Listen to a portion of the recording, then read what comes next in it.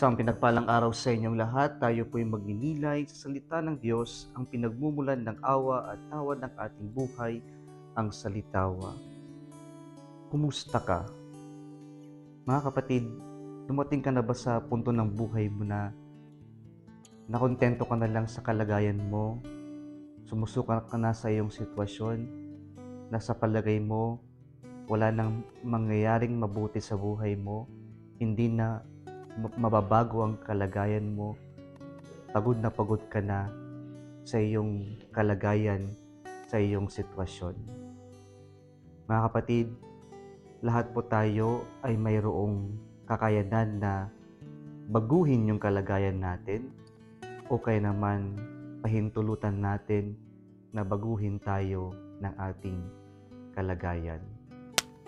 Sa ating ebanghelyo ngayon, narinig natin ang kwento ni Bartimeo, isang bulag, na maari sa kanyang buong buhay ay pagod na rin sa kanyang kalagayan, na siya ay nasa gilid lang, na tila walang silbi, dinadaan-daanan lang, at tila hindi na magbabago ang kanyang kalagayan. Ngunit isang araw, mga kapatid, nang marinig niya na si Jesus ay daraan sa kanyang kalagayan, sa kanyang sitwasyon, sa kanyang lugar, naglakas loob siya na lumapit sa Diyos at humingi ng saklolo na baguhin ang kanyang sitwasyon. Pero ano nangyari noong sumigaw si Bartimeo na, "Have mercy on me, Son of David"? Marami ang tao ang pinigilan siya. Gusto siyang patahimikin. Pero imbis na manahimik siya, imbis na tumigil siya, anong ginawa niya? Ipinagpatuloy niya, and all the more he shouted, "Son of David, have mercy on me." Makikita natin dito, mga kapatid, na kahit na anong sitwasyon ang ating kinalalagyan, ang ating pinaroroonan, mayroon tayong kakayanan na baguhin ito. Unang-una sa lahat, kaya natin itong baguhin kung gugustuhin nating baguhin. Doon naman nag-uumpisa. Marami sa atin ang hindi mabago ang kanilang kalagayan, ang kanilang sitwasyon kasi kontento na tayo. Convinced na tayo na ganito na lamang ba tayo.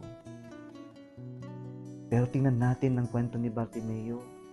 Dahil gusto niyang makakita, gusto niyang mabago yung kanyang kalagayan, naglakas loob siya at ginusto niyang mabago ito.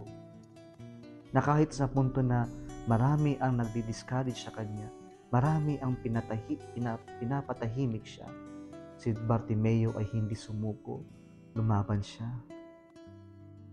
Kaya po, kahit na ganito, narinig siya ng Panginoon. Isinuko niya ang kanyang kalagayan sa Panginoon at narinig siya ng Panginoon.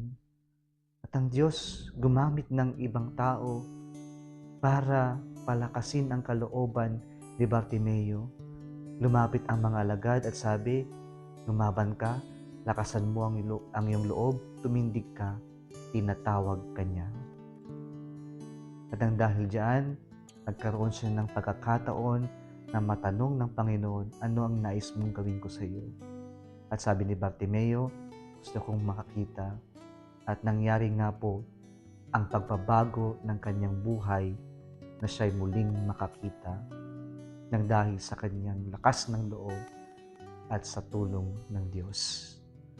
Mga kapatid, sa buhay natin, kahit anuman kalagayan o sitwasyon natin, kahit na gaano pa tila miserable yung buhay natin, pwede natin itong baguhin. Unang-una sa lahat ay huwag tayong susuko, lumaban tayo. Gustuhin nating baguhin ang buhay natin.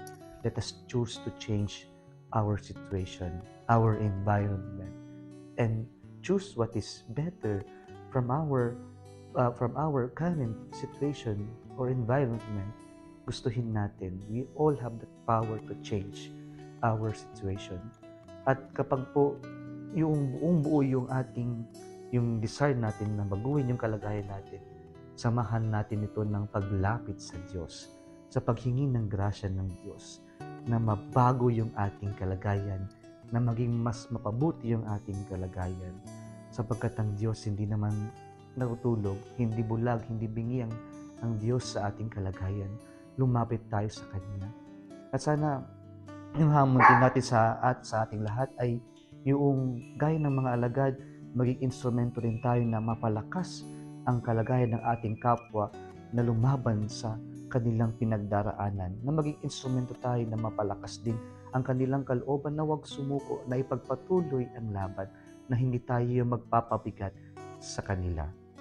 Mga kapatid, lumaban tayo. At kung dumating man yung panahon na gusto na nating sumuko, ang pinakamagandang gawin ay ang isuko natin ang lahat sa Diyos. Muli isang pinagpalang araw sa inyong lahat. Kung nagustuhan mo ang video na ito, mag-like ka, i-share mo sa iba upang makatulong sa iba na marinig ang mensahe ng Diyos, at mag-subscribe sa page na to at sa YouTube channel. Muli isang pinagpalang araw sa inyong lahat.